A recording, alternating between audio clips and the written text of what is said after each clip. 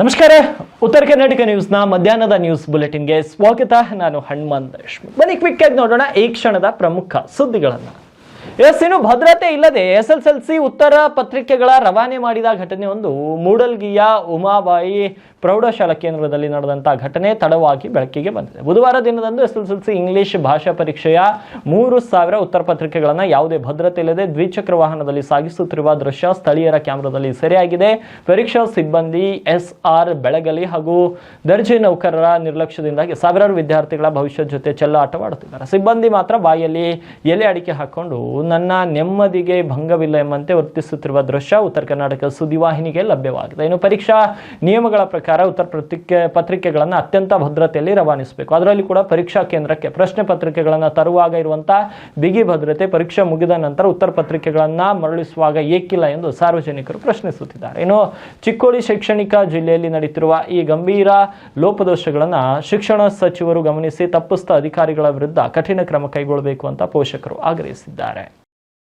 ಎಲ್ಲಿ ಹೋಯ್ತಿರಿ ಒಂದು question paper, ಇದು ಆನ್ಸರ್ ಪೇಪರ್ ಬೇಷ್ ಹೋಯ್ತಿರಿ. ಹಿಂಗೆ ಈ ಸೋರಿಕೆ ಆಕೈತಂದ್ರೆ ಹೆಂಗ್ರಿ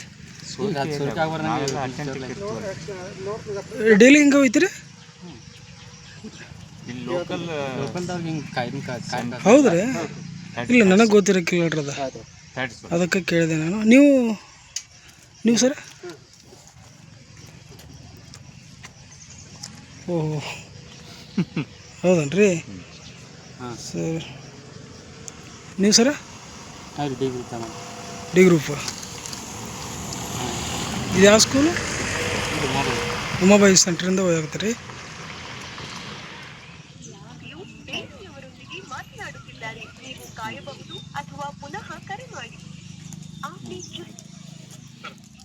ಯಾರನ್ನ ತೊಗೊಂಡು ಹೋದ್ರಂದ್ರೆ ಇವರ ಬ್ಯಾಂಕ್ ತೊಗೊಂಡಿರ್ತಾರೆ.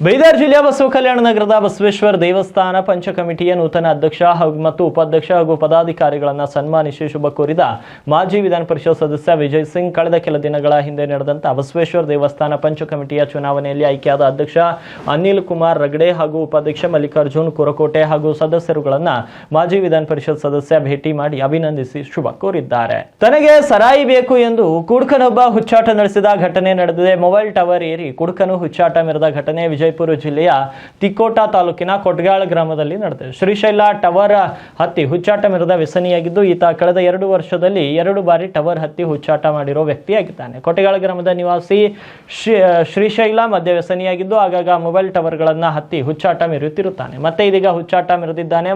ಮದ್ಯ ಕೊಟ್ರೆ ವಾಪಸ್ ಬರ್ತೀನಿ ಎನ್ನುತ್ತಿದ್ದ ಸ್ಥಳಕ್ಕೆ ತಿಕೋಟ ಪೊಲೀಸರು ದೌಡಾಯಿಸಿ ಕೆಳಗೆ ಇಳಿಸಿದ್ರು.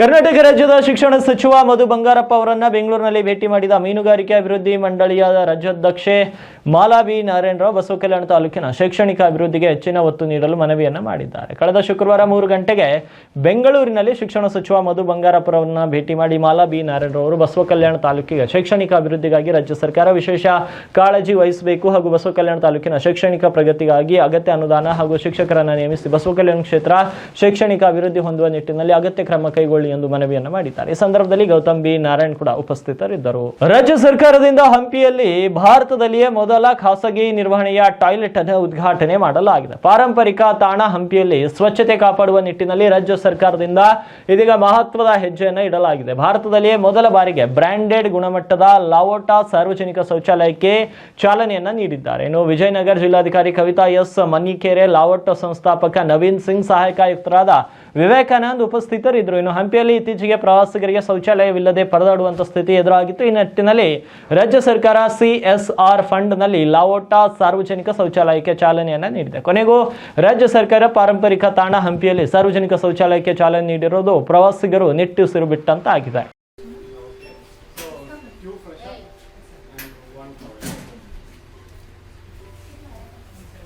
Good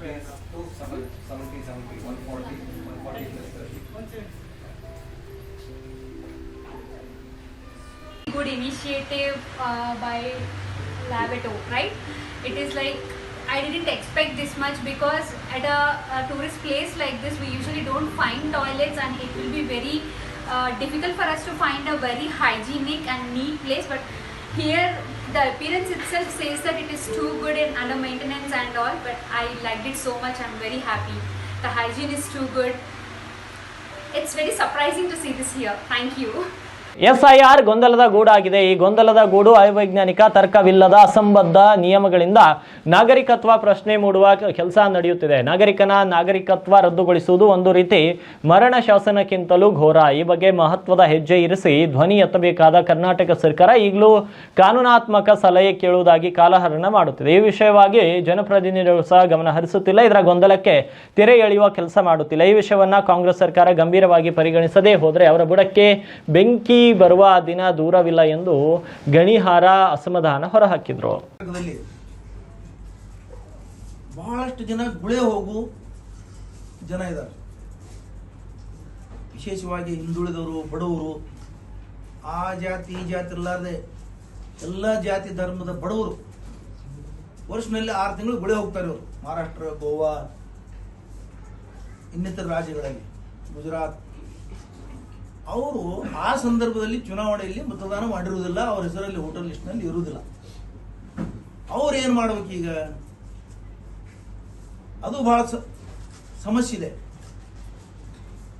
ಇದರ ಬಗ್ಗೆ ಯಾವ ರಾಜಕೀಯ ಪಕ್ಷದವರಾಗ್ಲಿ, ಇವತ್ತು ಕರ್ನಾಟಕದಲ್ಲಿ ಆಡಳಿತ ನಡೆಸ್ತಾ ಇರೋಂಥ ನಮ್ಮ ಕಾಂಗ್ರೆಸ್ ಪಕ್ಷ ಆಗಲಿ,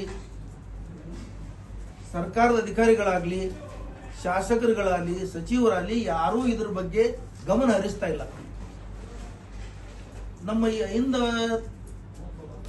ಜನರ ಪರವಾಗಿ ನಮ್ಮದೊಂದು ಒತ್ತಾಯ ಏನಂದ್ರೆ, ಈ ಸರ್ಕಾರಕ್ಕೆ ಮತ್ತು MLAಗಳಿಗೆ, ಮಂತ್ರಿಗಳಿಗೆ ಇದರ ಕಡೆ ಗಮನ ಹರಿಸಿ ಜನರಲ್ಲಿ ಜಾಗೃತಿ ಮೂಡೋ ಕೆಲಸ ಮಾಡಿ. ಇದು SIR ಅಂದ್ರೆ ಜನರಿಗೆ ಗೊತ್ತೇ ಇಲ್ಲ. ಬಹಳ ಜನ ಗಾಬರಿ ಆಗ್ಬಿಟ್ಟಾರ. ಇನ್ನು ಕೆಲವು ಜನ ಅದು ಮುಸ್ಲಿಮರ ಬಗ್ಗೆ ಅದ ಬಿಡು, ಮುಸ್ಲಿಮರಿಗೆ ದೇಶದಿಂದ ಹೊರಗೆ ಹಾಕಲಿಕ್ಕೆ ಅದೊಂದು ಪ್ರಕ್ರಿಯೆ ಮಾಡ್ತಾ ಇದ್ದಾರೆ ತಿಳ್ಕೊಂಡ್ಬಿಟ್ರೆ, ಮುಸ್ಲಿಮರು ಏನ್ ತಿಳ್ಕೊಂಡಾರ ಅಂದ್ರೆ ಇದು ನಮಗೆ ನಾಗರಿಕತ್ವ ತೆಗಿತಾರೆ, ನಮಗೆ ಹೊರದೇಶಕ್ಕೆ ಕಳಿಸ್ತಾರೆ, ನಮಗೆ ಡಿಟೆನ್ಷನ್ ಸೆಂಟರ್ದಾಗ ಇಡ್ತಾರೆ, ಪುನರ್ವಸತಿ ಕೇಂದ್ರದಾಗ ಇಡ್ತಾರೆ. ಅವು ಗಾಬರಿಗ್ಯಾವ. ಎಲ್ಲರೂ ಒಂದೊಂದು ಗಾಬರಿಗಾರ. ಕೆಲವ್ರಿಗೆ ನಾಲೆಜ್ಗೆ ಇಲ್ಲ, ಇದ್ರ ತಿಳುವಳಿಕೆನಿಲ್ಲ, ಅವರು ಬಹಳ ಸೈಲೆಂಟ್ ಆಗಿದ್ದಾರೆ. ಆದ್ರೆ ಇದ್ರ ಪರಿಣಾಮ ಏನಾಗ್ತದಂದ್ರೆ ಬಹಳ ಘೋರ ಪರಿಣಾಮ ಆಗ್ತದೆ. ಮರಣ ಶಾಸನ ಇನ್ನೂ ಒಳ್ಳೇದು, ಮರಣ ಶಿಕ್ಷೆ ಕೊಡೋದು ಇನ್ನೂ ಒಳ್ಳೇದು. ಯಾಕಂದ್ರೆ ಅವ ಇಲ್ಲೇ ಸಾಯ್ತಾನೆ, ಇದೇ ಭಾರತದಾಗ ಮಣ್ಣೇರಾತಾನೆ. ಮತ್ತಿದು ನಾಗರಿಕತ್ವ ತೆಗೆದ್ರೆ ಏನು ಉಳಿತಾವಂದಿಲ್ಲ, 1000ಕ್ಕಿಂತಲೂ ಘೋರ. ಅದಕ್ಕೆ ನಮ್ಮ ಉದ್ದೇಶ ಏನಂದ್ರೆ, ಇವತ್ತ ಸರ್ಕಾರ ಮೊದಲು ಫಸ್ಟ್ ಮಾಡುವ ಕೆಲಸ ಏನಂದ್ರೆ ಜನರಲ್ಲಿ ಜಾಗೃತಿ ಕೊಡಬೇಕು. SIR ಪ್ರಕ್ರಿಯೆಗೆ ವಿರೋಧ ಮಾಡಬೇಕು. SIR ಪ್ರಕ್ರಿಯೆ ಮಾಡುವ ಅಧಿಕಾರ ಚುನಾವಣಾ ಆಯೋಗಕ್ಕೆ ಇಲ್ಲೇ ಇಲ್ಲ. ಚುನಾವಣಾ ಆಯೋಗಕ್ಕೆ ನಾಗರಿಕತ್ವ ಪರಿಶೀಲನೆ ಮಾಡುವ ಅಧಿಕಾರ ಇಲ್ಲೇ ಇಲ್ಲ. ಆರ್ಟಿಕಲ್ 324 ಪ್ರಕಾರ 18 ವರ್ಷ ಮೇಲ್ಪಟ್ಟವರನ್ನ ಮತದಾರ ಪಟ್ಟಿಯಲ್ಲಿ ಸೇರಿಸುವುದು ಮಾತ್ರ ಕೆಲಸ ಚುನಾವಣಾ ಆಯೋಗದ ಅಧಿಕಾರ. ಅವನಿಗೆ ಮತದಾರ ಆಗಿ ಸೇರಿಸಲಿಕ್ಕೆ ಪರಿಶೀಲನೆ ಮಾಡಬೇಕು. 18 ವರ್ಷ ಆಗಿದೆ ಕಂಡುಕೊಳ್ಬೇಕು. ಆ ನಂತರ ಅವನಿಗೆ ಮತದಾರನ್ನ ಮಾಡಬೇಕು.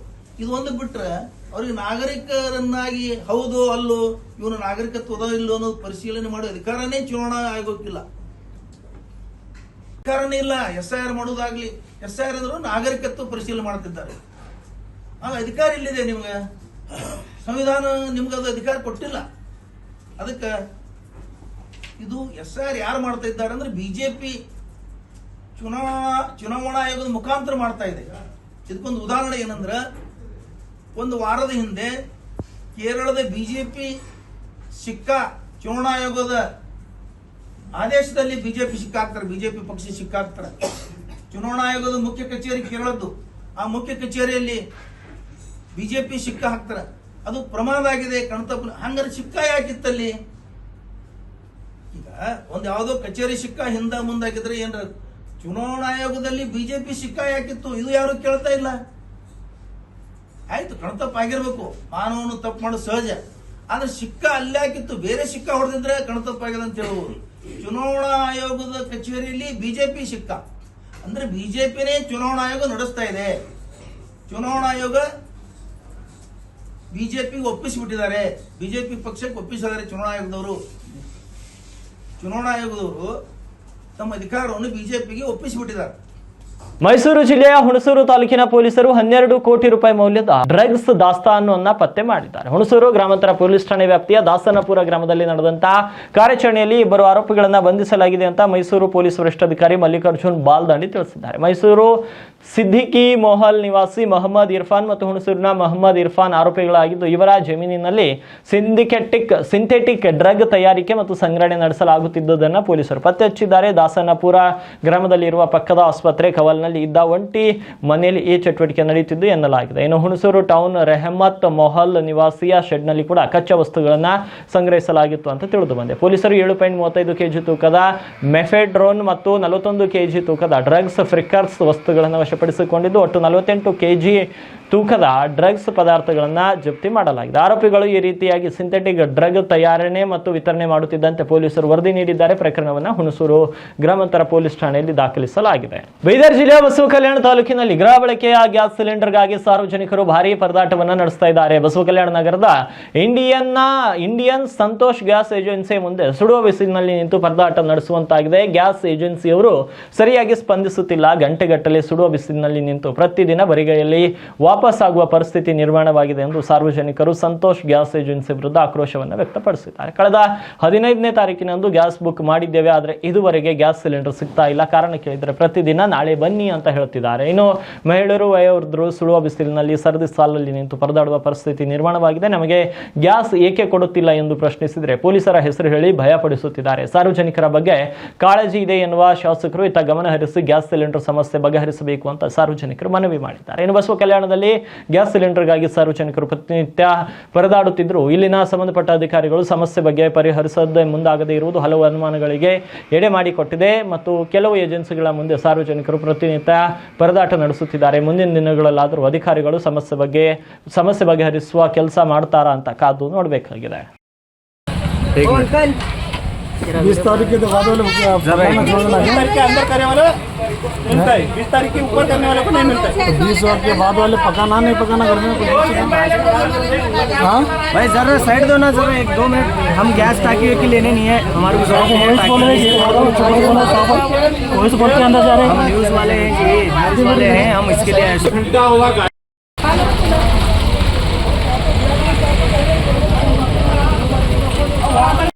मेरे को आप बिल मेरे को देना पड़ता है, मेरे को देना पड़ता है, उन्हें मेरे को देना पड़ता है. मेरे को बाहर देकर कुछ चले जाओ. एक मिनट दूसरी लेडीज को भी लो. आप बोलो जी, क्या प्रॉब्लम है आपको, क्या दिक्कत है? गैस सुबह से आए, ये लोग दे रहे नहीं. एंट्री हुई, बुकिंग हुए, सब हुए. उन्होंने उधर 2 घंटा ठहरा करे, अभी गाड़ी नहीं आए. सारे सुबह से बुजुर्ग लोगों को प्रॉब्लम होते हैं, छोटे बच्चों को धूप में बीमार पड़ते हैं. होम डिलीवरी बंद करे, इसीलिए पब्लिक को यहाँ ठहर के परेशानी होते है. फिर आपस में लड़. कितने दिन हुआ बुकिंग होके 20 दिन हुआ. 15 दिन होके बुकिंग नंबर आके 20 दिन हुआ. हाँ 20 दिन नहीं हुआ. बुकिंग करे, कल नंबर आया हमारा, परसों से आ रहा है, लेकिन इन लोग फिरा रहे, सिर्फ फिरा रहे पब्लिक को. आप आता कल देते, टाकी रहे तो भी नहीं दे रहे. इन्हों होम डिलीवरी देना ना, इन्हों नहीं दे रहे, वो प्रॉब्लम है. अभी सुबह से ठहरे, गाड़ी उधर ही गए और लाइन से मेंटेनेंस करके देना. झगड़ा नहीं होता, किसी को प्रॉब्लम नहीं होती. ये क्या कर रहे, कुछ भी कौन भी ठहर रहे नहीं. इधर ठहर के बारी लगा के 15 को करे सो बुकिंग करे, चिट्ठी मिला, अभी तक टाकी नहीं मिला. अब तुम कितनी देर से ठहरा ले यहाँ? हम सुबह 8 बजे से ठहरे. हम तो सुबह 8 बजे से ठहरे. सर बात करते, सर बोलो. नहीं बोलो. सुबह 8 बजे से ठहरे हम. इधर उधर 2 घंटे, इधर 2 घंटे. आप क्या बोल रहे तुमको ये लोग? अभी गाड़ी आते रुको बोले. 1.5 घंटा हुआ गाड़ी जाके. 2 घंटा 2 घंटे हुआ सर. सब तरफ चालू है, ऊपर से दिए दो बोल के होम डिलीवरी करो बोले. ये लोग नहीं कर रहे, ये एजेंसी वाले. उधर एजेंसी का चालू है काम इनका, संतोष गैस एजेंसी. ऐसा करे तो कैसा ही लोग. बोलो सर, कब से ठहरे तुम? सर 15 तारीख को हम लोग जो है बुक करते हैं सिलेंडर के लिए, तो आज तक सिलेंडर हमको नहीं मिलता. अब आप इस कैमरे के माध्यम से इन तमाम चीजों को देख लो कि यहाँ सुबह 7-8 बजे से लेकर अब तक लेडीज हैं, ज़ईफ लोग हैं, बच्चे हैं, उनको अभी तक सिलेंडर नहीं मिल रहे। एक गाड़ी आई थी छोटी जिसके अंदर 50 से 100 सिलेंडर्स थे, जबकि आपके पास जो है 4000 या 3000 सिलेंडर का बुक हुआ है, तो फिर आप कर रहे, जिम्मेदारी आपकी है। अगर आप नहीं करते हैं तो फिर जो है एजेंसी कई को चलाते हैं। ये इस बात बता रहा हूं मैं कि संतोष गैस सिलेंडर एजेंसी का ये काम है, जबकि दीगर बसों कल्याण में है उनका कोई प्रॉब्लम और मसला नहीं है जी। ये ठीक। अब बसों कल्याण की महान जनता की फिक्र करने वाले एमएलए साहब भी जरा ध्यान दे उधर कि हम लोग किस परेशानी से गुजर रहे हैं। अब ऑफिस में जाकर पूछने के बाद वो लोग पुलिस का डर बता रहे हैं जी, पुलिस को बुलाएंगे, आपको जो है धमकी दे रहे हैं। नहीं, ऐसी कोई बात नहीं है। यहाँ ऑफिस में बोले जी, ऑफिस में आपको बोले, ऑफिस में नाम तो उन्होंने नाम मालूम नहीं है भाई। तो नहीं, आप ऐसा कैसा क्या प्रॉब्लम है तुम्हारा? प्रॉब्लम क्या है तो गाड़ी करीब 12 बुकिंग है। हाँ, बुकिंग 12 बुकिंग ऑर्डर आया कि नहीं आपको? हाँ, तो क्या बोल रहे हैं अभी? अगले हफ्ते देते तो बुकिंग में उल्टा देते दे रहे नहीं। कितनी देर हुआ आके तुम्हारे को? 11:30 बजे। हाँ, कितने दिन से आ रहे? कल आया, खत्म चलो बोलकर आज एक हफ्ते के बाद मिलता है। जो पहले करे तारीख के अंदर करे उनका भी हेलो सर, परेश है बिल्कुल। अब वहाँ हम जाकर ठहरे हुए हैं, 1.5 घंटा हुआ गाड़ी।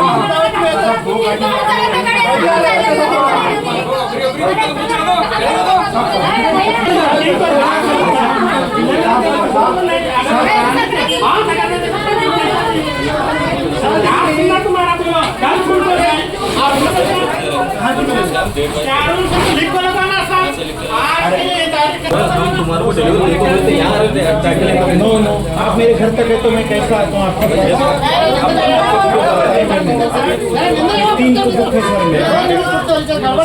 ಜೈ ಭವಾನಿ ಟ್ರಸ್ಟ್ ವತಿಯಿಂದ ಇದೇ ಮಾರ್ಚ್ 31ರಿಂದ ಏಪ್ರಿಲ್ 3ರವರೆಗೆ ಕೋಲಾರ ಗ್ರಾಮದ ಆರಾಧ್ಯ ದೈವವಾದ ಜೈ ಭವಾನಿ ದೇವಿಯ ಜಾತ್ರಾ ಮಹೋತ್ಸವ ಹಮ್ಮಿಕೊಳ್ಳಲಾಗಿದೆ ಎಂದು ಬೀದರ್ ನಗರದಲ್ಲಿ ಜಾತ್ರಾ ಮಹೋತ್ಸವದ ಪೋಸ್ಟರ್ ಬಿಡುಗಡೆ ಮಾಡಿ ಮಾತನಾಡಿದ ಗ್ರಾಮದ ಮುಖಂಡರು, ಪ್ರತಿ ವರ್ಷದಂತೆ ಈ ವರ್ಷವೂ ಕೂಡ ಭವಾನಿ ದೇವಿಯ ಜಾತ್ರಾ ಮಹೋತ್ಸವವನ್ನು ಸಾಕಷ್ಟು ಅದ್ದೂರಿಯಾಗಿ ಆಚರಿಸಲಿದ್ದೇವೆ. 4 ದಿನಗಳ ಕಾಲ ನಡೆಯುವ ದೇವಿಯ ಜಾತ್ರಾ ಮಹೋತ್ಸವದಲ್ಲಿ ಭಜನಾ ಕಾರ್ಯಕ್ರಮ, ದೇವಿಯ ಮಹಾಪೂಜೆ, ಭೂತೇರ ನಾಟಕ, ರುದ್ರಾಭಿಷೇಕ, ಪಲ್ಲಕ್ಕಿ ಮೆರವಣಿಗೆ, ಸಾಮಾಜಿಕ ನಾಟಕ ಹಾಗೂ ಜಂಗಿ ಕುಸ್ತಿ ಕಾರ್ಯಕ್ರಮಗಳನ್ನು 4 ದಿನಗಳ ಕಾಲ ಹಮ್ಮಿಕೊಂಡಿದ್ದೇವೆ. ಈ ಜಾತ್ರಾ ಮಹೋತ್ಸವದ ಕಾರ್ಯಕ್ರಮದಲ್ಲಿ ಗ್ರಾಮಸ್ಥರು ಮತ್ತು ಗ್ರಾಮದ ಸುತ್ತಮುತ್ತಲಿನ ಜನರು ಹೆಚ್ಚಿನ ಸಂಖ್ಯೆಯಲ್ಲಿ ಭಾಗಿಯಾಗಿ ದೇವಿಯ ಆಶೀರ್ವಾದವನ್ನ ಪಡೆದು ಪುನೀತರಾಗಬೇಕೆಂದು ಟ್ರಸ್ಟ್ನ ಅಧ್ಯಕ್ಷರು ಮತ್ತು ಪದಾಧಿಕಾರಿಗಳು ಮನವಿ ಮಾಡಿದರು.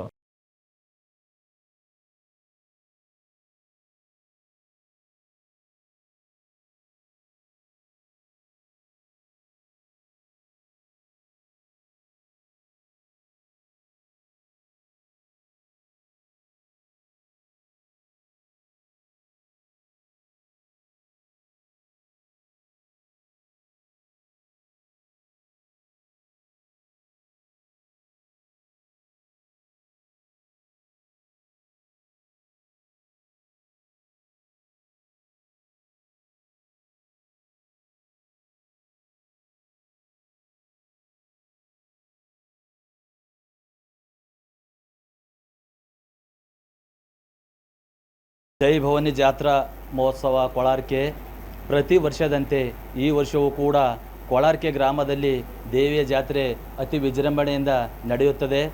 ದಿನಾಂಕ 31/3/2026 ಮಂಗಳವಾರ ಅವತ್ತಿನ ಕಾರ್ಯಕ್ರಮ ರಾತ್ರಿ 10 ಗಂಟೆಯಿಂದ ಬೆಳಗಿನ 5ರವರೆಗೆ ಭಜನೆಯ ಕಾರ್ಯಕ್ರಮ ನಡೆಯುತ್ತದೆ. ಈ ಕಾರ್ಯಕ್ರಮವು ಅನೇಕ ಕಡೆಯಿಂದ ಸಂಗೀತ ಕಲಾಕಾರರನ್ನು ಕರೆಸಿ ಈ ಕಾರ್ಯಕ್ರಮವು ಅತಿ ವಿಜೃಂಭಣೆಯಿಂದ ನಡೆಯುತ್ತದೆ. ಹಾಗೂ 1/4/2026 ಬುಧವಾರ ಇವತ್ತಿನ ಕಾರ್ಯಕ್ರಮ ದೇವಿಯ ಪಾದಪೂಜಾ ಹಾಗೂ ಸಾಯಂಕಾಲ ಭೂತೆರ ನಾಟಕ ಇರುತ್ತದೆ. ಭೂತೆರ ನಾಟಕ ಅಂದರೆ ವಿಶೇಷವಾಗಿ ಹೆಣ್ಣು ಮಕ್ಕಳ ಕಾರ್ಯಕ್ರಮ ಇರುತ್ತದೆ. ಈ ಕಾರ್ಯಕ್ರಮವು ಕೂಡ ರಾತ್ರಿ 10 ಗಂಟೆಯಿಂದ ಬೆಳಗಿನ ಜಾವದವರೆಗೆ ಇರುತ್ತದೆ.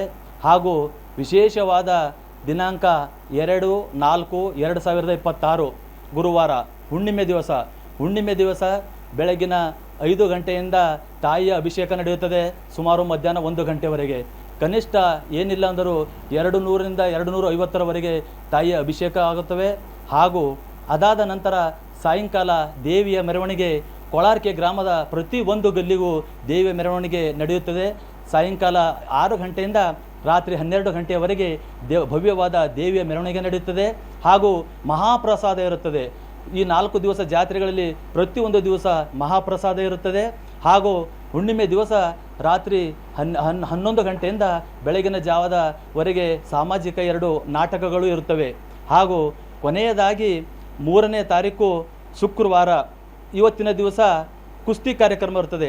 ಈ ಕುಸ್ತಿಯಲ್ಲಿ ಸುಮಾರು ನೆರೆಹೊರೆ ಕರ್ನಾಟಕ, ಮಹಾರಾಷ್ಟ್ರ, ತೆಲಂಗಾಣ, ಆಂಧ್ರ ಪ್ರದೇಶ ನೆರೆಹೊರೆ ರಾಜ್ಯಗಳಿಂದ ಕುಸ್ತಿಪಟುಗಳು ಬಂದು ಈ ಕುಸ್ತಿ ಕಾರ್ಯಕ್ರಮವು ಅತಿ ವಿಜೃಂಭಣೆಯಿಂದ ನಡೆಯುತ್ತದೆ ಹಾಗೂ ಕೊಳಾರ್ಕೆ ಗ್ರಾಮದ ಎಲ್ಲ ಹೆಣ್ಣು ಮಕ್ಕಳು ತನ್ನ ತವರು ಮನೆಗೆ ಬಂದು ಈ ದೇವಿಯ ಜಾತ್ರೆಯ ಕಾರ್ಯಕ್ರಮದಲ್ಲಿ ಪಾಲ್ಗೊಂಡು ಈ ಜಾತ್ರೆಗೆ ಒಂದು ಕಳೆ ತರ್ತಾರೆ ಹಾಗೂ ಬೀದರ್ ಜಿಲ್ಲೆಯ ಜನತೆಯಲ್ಲಿ ಕಳೆಕಳೆಯ ಮನವಿ, ಕೊಳಾರ್ಕೆ ಗ್ರಾಮದ ಭವಾನಿ ಈ ಜಾತ್ರೆಯನ್ನು ಬೀದರ್ ಜಿಲ್ಲೆ ಜನತೆ ಆಗಮಿಸಿ ಈ ಕಾರ್ಯಕ್ರಮವನ್ನು ಅತಿ ವಿಜೃಂಭಣೆಯಿಂದ ನಡೆಯಲಿಕ್ಕೆ ಸಹಕಾರ ಮಾಡಬೇಕಾಗಿ ಜೈ ಭವಾನಿ ಮಂಡಳಿ ವತಿಯಿಂದ ಕಳಕಳಿಯ ವಿನಂತಿ. ಕೊಳಾರ್ಕೆ ಗ್ರಾಮದ ಜೈ ಭವಾನಿ ಜಾತ್ರಾ ಮಹೋತ್ಸವವು ಮಾರ್ಚ್ 31ರಿಂದ ಏಪ್ರಿಲ್ 3ರವರೆಗೆ ಅತಿ ವಿಜೃಂಭಣೆಯಿಂದ ಕೊಳಾರ್ಕೆ ಗ್ರಾಮದಲ್ಲಿ ಜರುಗುತ್ತದೆ.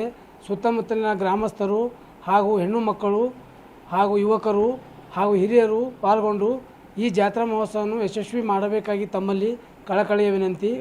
ಈ ಕಾರ್ಯಕ್ರಮದಲ್ಲಿ ಮುಖ್ಯವಾಗಿ ಭೂತೆರ ಗಾಯನ, ನಾಟಕ ಉತ್ಸವ, ಭಜನೆ ಕೀರ್ತನೆ, ಕುಸ್ತಿ ಕಾರ್ಯಕ್ರಮಗಳು ಹಾಗೂ ದಿನಾಲೂ ಊಟದ ವ್ಯವಸ್ಥೆ ಇರುತ್ತದೆ. ಈ ಗ್ರಾಮದಲ್ಲಿ ಈ ಜಾತಿಯ ವಿಶೇಷತೆ ಏನೆಂದರೆ ಎಲ್ಲ ಗ್ರಾಮಸ್ಥರು ಜಾತಿ, ಮತ, ಪಂಥ, ಧರ್ಮ ಇಲ್ಲದೆ ಅತಿ ವಿಜೃಂಭಣೆಯಿಂದ ಪಾಲ್ಗೊಳ್ಳಬೇಕಾಗಿ ತಮ್ಮಲ್ಲಿ ಕಳಕಳಿಯ ವಿನಂತಿ.